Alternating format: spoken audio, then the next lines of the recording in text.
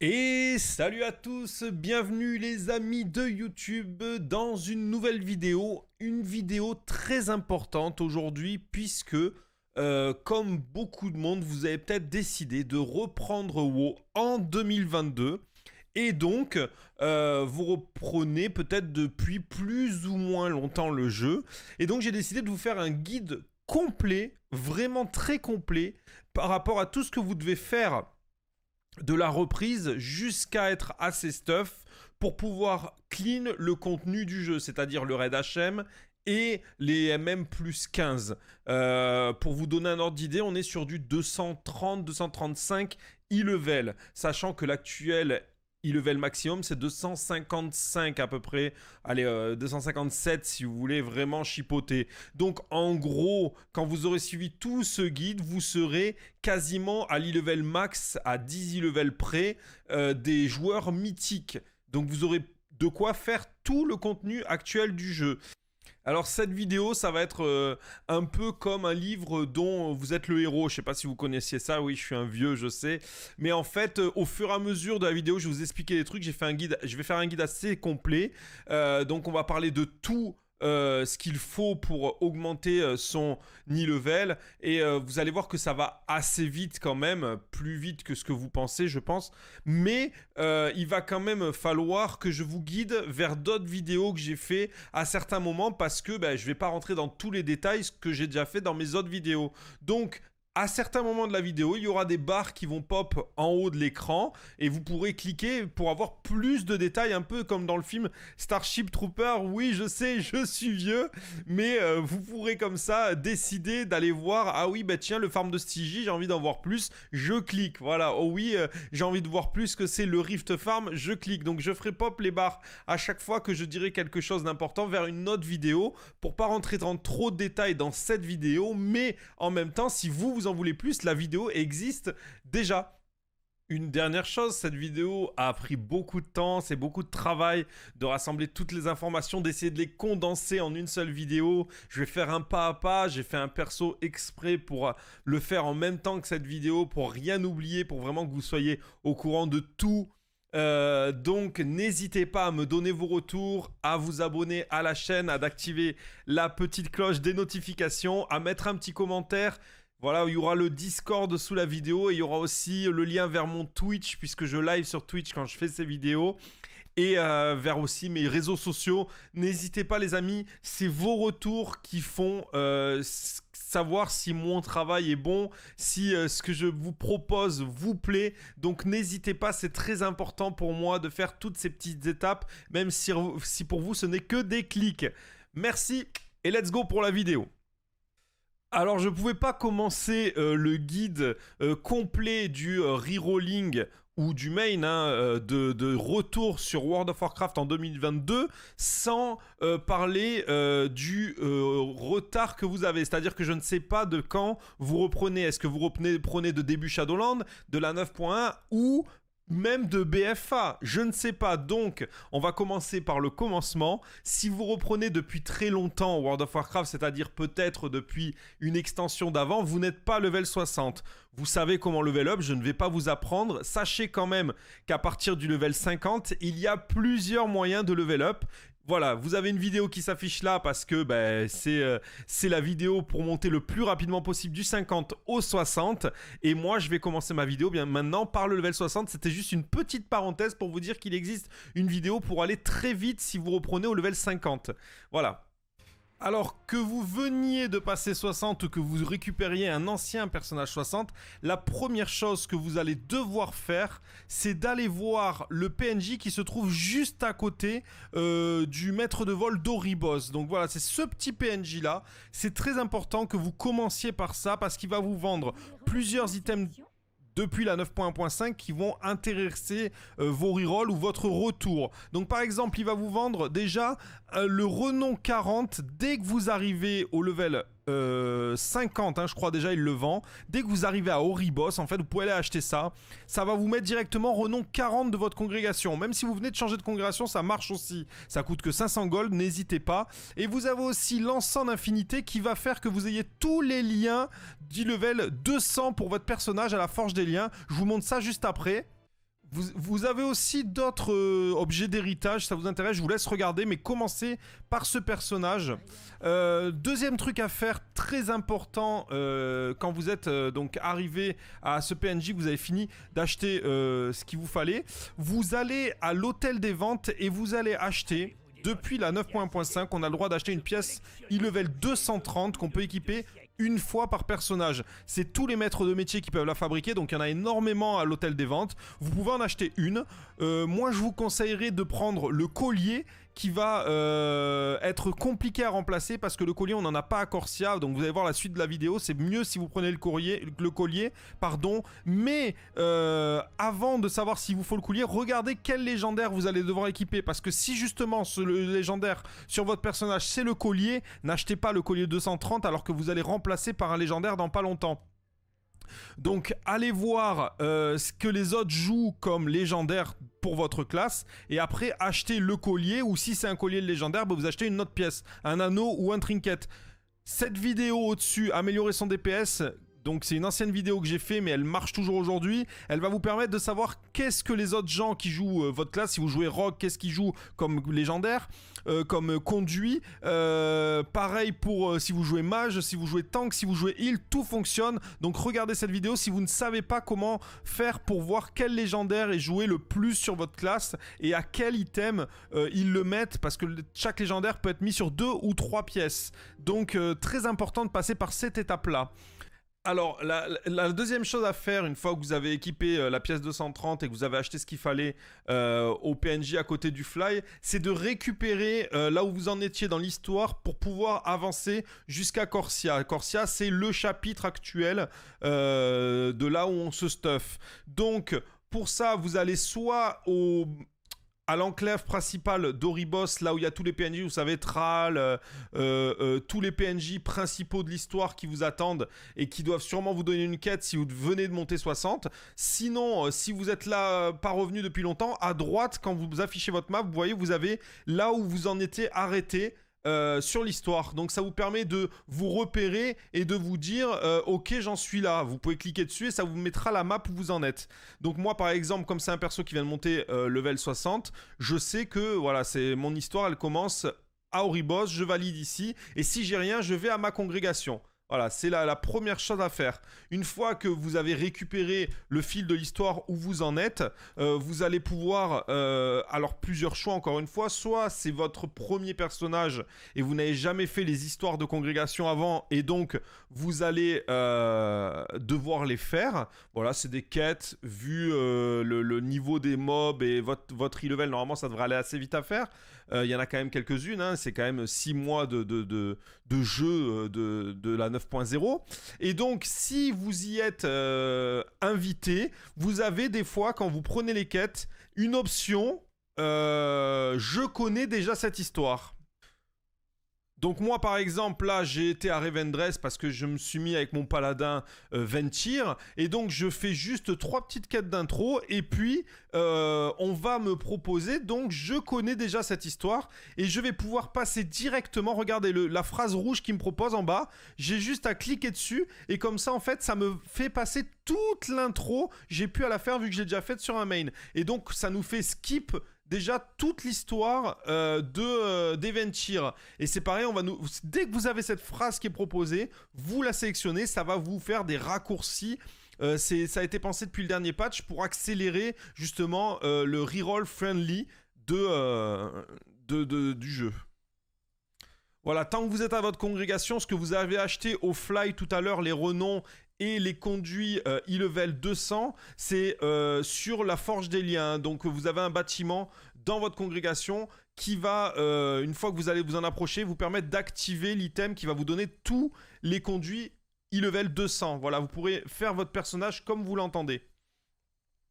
Sachez que comme vous êtes le level 40 dans les renoms, normalement vous pouvez récupérer tous les emplacements des traits de lien et donc équiper déjà, encore une fois, comme je vous l'ai dit, il y a la vidéo qui explique tout, comment voir ce que les autres gens qui jouent votre classe, je sais pas, paladin, moine, rogue, mage, jouent comme conduit ou comme stuff. C'est la vidéo comment améliorer son DPS. Je l'ai fait pop un peu avant dans la vidéo. Comme ça, vous pouvez savoir exactement qu'est-ce qui est le plus efficace pour votre classe. Voilà. Une fois que vous avez skip l'histoire de votre congrégation ou que vous l'avez faite, si vous n'aviez pas accès au skip puisque c'était votre premier personnage, vous revenez sur Oribos, le jeu va vous le dire, hein, retournez à Oribos, et là on va pouvoir passer au principal puisque vous allez pouvoir aller à Corsia. Donc encore une fois la même chose, soit vous allez devoir faire les quêtes qui vous y amènent parce que vous ne l'avez pas déjà fait, soit c'est votre reroll et donc vous avez accès à cette petite ligne qui dit je connais déjà l'histoire, et donc vous allez pouvoir directement aller à l'accès à Corsia. Donc cette caisse elle se passe ici à Bolvar. Vous allez voir, il va donc vous faire un résumé, il va vous dire, je vais lui dire, je connais déjà l'histoire, encore une fois en rouge, voilà, hop, ça va passer donc toute l'intro, êtes-vous sûr? Oui, et donc, voilà, maintenant, on va nous proposer de faire encore une fois l'accès à Corsia, mais comme je connais encore une fois l'histoire, je vais parler au PNJ, ça va me lancer une cinématique que je vais skip. Et on va pouvoir reparler à Bolvar pour valider, ce qui va nous donner encore une fois accès à « je connais cette histoire » et on va pouvoir se rendre directement à Corsia. Voilà, là, à ce moment-là, Corsia n'attend pas, on a l'accès à Corsia, il n'y a plus qu'à y aller. Voilà, ça c'est seulement si ça ne vous le propose pas, ne vous étonnez pas, c'est juste que vous devez faire le chemin où vous allez faire les quêtes, c'est tout à fait normal, puisque vous ne l'avez jamais fait, vous devez quand même comprendre un peu l'histoire, c'est voulu par les développeurs. Donc pour accéder à Corsia, pour ceux qui ont pu avoir le skip, vous allez remonter là où il y a le fly à Oribos et vous allez chercher le tunnel où il y a le portail noir hein, pour vous rendre à Corsia. Si vous avez utilisé le skip, c'est là que ça se passe puisque vous ne vous en souvenez peut-être plus avec les mois qui vous ont précédé. Mais l'accès à Corsia se fait donc là-haut. Vous allez voir, je vais vous montrer. Voilà, vous voyez le portail noir là-bas entre les deux pylônes. Ici, voilà, on le voit. Et ben c'est là qu'on accède à Corsia. Vous êtes à Corsia, ça y est, vous avez débloqué le plus dur du tuto, puisque maintenant ça va être facile ce qui reste. Vous allez pouvoir acheter tout le stuff e-level 200. Vous allez pouvoir monter votre e-level énormément et vous allez pouvoir farmer les codex. Donc une fois arrivé à Corsia, vous allez commencer par aller parler au PNJ qui vend le stuff héritage. C'est ce PNJ là qui s'appelle, je vais vous dire le nom, la Duchesse. La Duchesse qui va vendre, voyez-vous, tout le stuff héritage. Donc elle va vendre les armes, elle va vendre les brassards, donc tout ça vous allez pouvoir lui acheter soit quelque chose de random, soit quelque chose de précis. Là je vous montre la page par exemple où tout est précis, vous pouvez acheter les bottes, le plastron, c'est vous qui voyez, tout ça, ça coûte des stygies. Donc encore une fois, soit on sépare la vidéo, c'est-à-dire que je vais pouvoir vous diriger vers un autre tuto, soit vous avez assez de stygies sur votre main, pas sur ce personnage-là c'est normal qu'il en ait pas, mais sur votre main vous avez beaucoup de stygies, ou sur vos autres persos, hein, vous pouvez, c'est pareil, si vous avez 5000 là, 5000 là, 5000 là, sur plusieurs personnages, vous pouvez les récupérer. Soit vous avez assez de stygies sur vos autres personnages pour stuff celui-là, soit vous n'avez pas assez, et donc petite vidéo vers le farm de stygies. C'est une des prochaines vidéos à sortir, donc ne paniquez pas si vous ne voyez pas les traits immédiatement après que j'ai sorti, 2-3 jours après que j'ai sorti cette vidéo, c'est normal, elles vont sortir dans l'ordre, mais voilà, si vous arrivez quelques semaines après, ici vous avez la vidéo pour aller farm les stygies, très important puisqu'il va vous falloir des stygies pour récupérer ce stuff. Une petite précision quand même, encore une fois, c'est que vous allez pouvoir récupérer sur vos autres persos les armements corsiens, parce que oui, si vous avez farmé Corsia sur vos autres personnages, vous aurez des armements corsiens liés au compte Battle.net que vous pourrez récupérer et envoyer directement à votre reroll fraîchement récupéré. Donc ça veut dire que le reroll va pouvoir prendre tous ces armements corsiens, parce que comme ça vous n'avez pas besoin de farm les stygies, vous ouvrez les armements corsiens, vous les placez aux emplacements où ils améliorent les levels, et à la fin vous aurez juste quelques Stygie à farmer pour les dernières pièces, c'est-à-dire pour les armes sûres, puisque l'armement corsien des rerolls, enfin des autres personnages ne permet pas d'avoir les armes, peut-être aussi pour un bijou parce que c'est assez difficile de l'avoir, mais à part ça, normalement si vous en avez 6 ou 7, regardez, moi j'envoie, donc je me suis connecté à mes autres personnages, vous voyez j'en ai quelques-uns dans les boîtes aux lettres, et ce que je fais, c'est que je les envoie sur mon reroll, même s'il est sur un autre serveur, je m'envoie tous les armements corsiens, comme ça je vais pouvoir connecter mon personnage, aller à la boîte aux lettres et récupérer et ouvrir tous les armements corsiens, les équiper. Une fois que c'est fait, ben c'est parti, je peux farmer les derniers Stygie manquants pour acheter les dernières pièces qu'il me manque.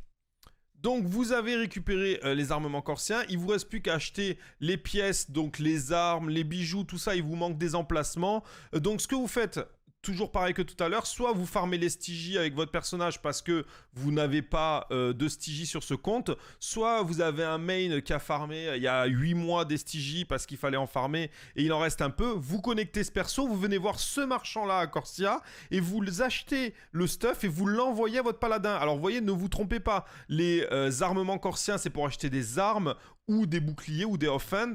Les bijoux, ils sont mélangés avec les anneaux, donc prévoyez quand même 2-3 coups d'avance parce que des fois vous allez ouvrir 2 anneaux et pas avoir un bijou. Sachez qu'il n'y a qu'un seul bijou, hein. N'essayez pas d'en avoir 2, il n'y en a qu'un. Pareil, donc si moi par exemple là il me manque les brassards, je vais acheter un brassard sur mon main. Il me manque une arme, un bouclier, je vais acheter ça sur mon main. Et après je vais tout envoyer par la poste, puisque c'est lié au compte Battle.net, à mon reroll pour finir de le stuff.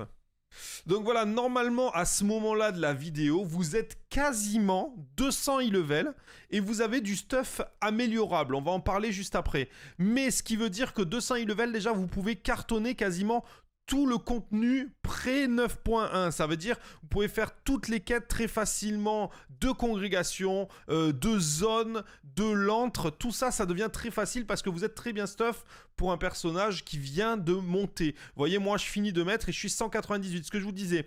N'oubliez pas que vous devez quand même aller faire votre légendaire pour augmenter encore un peu cet e-level. Tout va dépendre de votre compte en banque, hein. Le légendaire, ça va de 2000 PO ou 5000 PO la première pièce, mais c'est un e-level 190 à, je sais pas, 50 000 PO, voire plus des fois, si vous voulez du 262. Mais plus vous allez mettre une pièce haute et plus votre e-level va monter. Donc n'hésitez pas à aller chercher votre légendaire qui vous manque à ce moment-là, mais vous pouvez aussi le faire plus tard, il y a encore des choses à faire. Là, ce qu'il va falloir faire maintenant, c'est farmer le codex de l'archiviste pour augmenter votre stuff en 232. Alors, pour améliorer le stuff, dans l'ordre, il va vous falloir déjà aller dans Corsia. Si vous ne l'avez pas fait, débloquer le PNJ qu'il y a dans la grotte, le vendeur des items du codex de l'archiviste. Alors pour ça, si vous ne l'avez pas fait, pas d'inquiétude. Si vous avez suivi ce tuto, normalement vous en êtes à ce moment-là. C'est-à-dire que vous allez devoir aller dans un coffre, un champignon, sur un mob qui loot du codex. Donc en gros, vous allez dans Corsia et vous allez chercher un item qu'on peut ouvrir comme un coffre, je vous dis, un champignon, ou tuer un rare pour looter du codex. Quand vous allez looter du codex, ça va vous lancer une quête. Cette quête va vous permettre à la recherche des reliques corsiennes de lancer l'intro de Corsia pour justement débloquer ce PNJ. Alors, une fois que vous avez looté la quête d'un coffre, vous voyez, je viens de la loot moi comme ça en me baladant, vous allez faire la suite de quêtes. Il va y avoir une dizaine de quêtes, même pas. Vous êtes obligé de les faire, mais normalement en e-level 200, elles se font assez simplement. Vous allez pouvoir lancer la suite de quêtes, vous allez la faire jusqu'au bout, et comme ça, vous aurez accès au PNJ qui est dans la grotte. Une fois que vous avez débloqué le PNJ qui est dans la grotte, ce sera la fin de cette vidéo entre parenthèses, puisque j'ai déjà fait une vidéo sur le farm Corsia et sur que faire une fois qu'on a débloqué ce PNJ. Donc je vous mets le lien qui apparaît en haut. Et donc en fait vous allez avoir pour but de looter beaucoup de codex de l'archiviste. Il y a des techniques qui font que ça va très vite maintenant sur World of Warcraft pour looter cette monnaie. Et avec cette monnaie, vous allez dans la grotte et juste à côté du PNJ vendeur, il y a un autre PNJ auquel vous allez donner votre stuff équipé et qui va l'augmenter en e-level, alors ça, vous l'avez pour l'instant au level 200, mais ça peut monter au-dessus de 207, puis après 213, puis après 220, puis après 226, et enfin 232.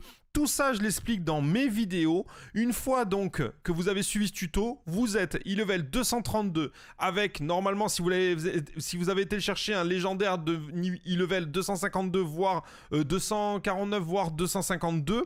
Donc, ce qui veut dire que en e-level, vous êtes près des 235 sans avoir ouvert un seul coffre de la semaine, sans avoir farmé les MM+, sans avoir rien fait. 235, vous pouvez aller en raid HM. Vous pouvez faire des MM plus 15. Donc, vous avez accès à tout le contenu du jeu, alors que vous avez farmé que quelques heures, si vous avez bien suivi tous mes tutos.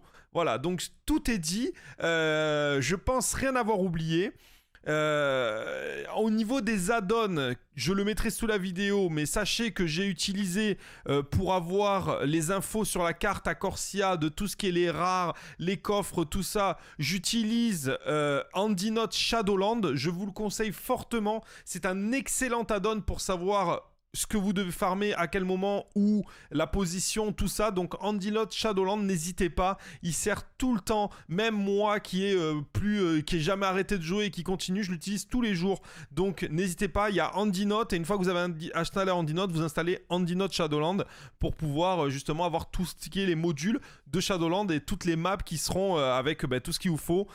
Si vous devez farmer des Stygies, c'est très important aussi de l'avoir, mais ça je vous l'ai expliqué dans la vidéo qui a pop au milieu.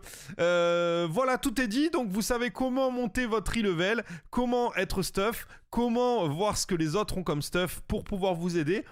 Je crois que j'ai rien oublié, donc je vous fais d'énormes bisous, et puis je vous dis à une prochaine vidéo, et je compte vraiment sincèrement sur vos retours.